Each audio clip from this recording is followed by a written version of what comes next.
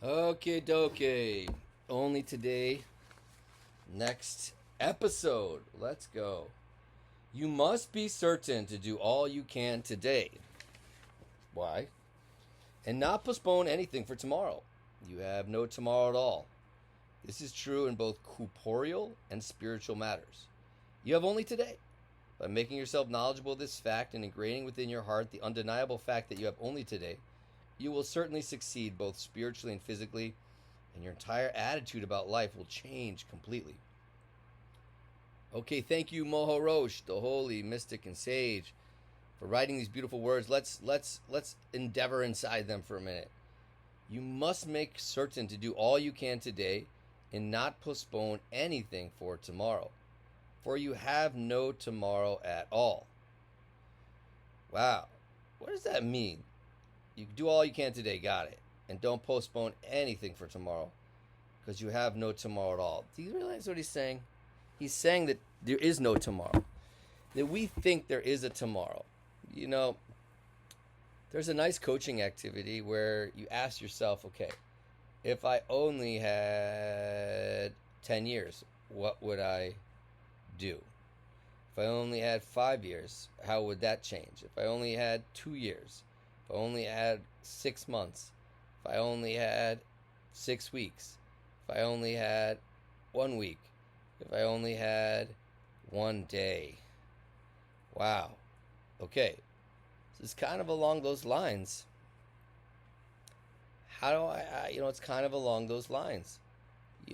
What would change? Maybe take some time, pause this recording, and do a little journaling activity. Let's do it. If I only had 10 years, how would that be? What would I do differently? I don't have time for anything. I don't have time for anything.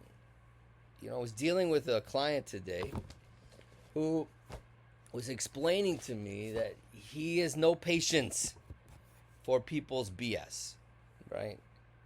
And that we don't know how long we have, he said. And then, we got to maximize on the beauty and beneficence of this life of ours. So we don't have time we made a list, I'm going to tell you, very interesting, all the stuff he doesn't have time for. They are, and that means in other people and himself, complaining, cynicism, negativity, anxieties that are worries and insecurities that are not based in reality, selfish irresponsibility, victim blabber, and insecurity of indecision. All those things he wants to stamp out. He doesn't have time for any of those things. Yeah, we were just working on being patient with other people who do have those things. But it's interesting to see that's a beautiful list of 7 things that I would think makes sense. Do you have time for those in the next 10 years? Do you have time for complaining, cynicism, negativity, false perceived anxiety, selfish responsibility, victim blabber, and indecision? Might not have a choice in the sense of it might be a test that you and I and others have to work through. But do you have time for it? So let's go back.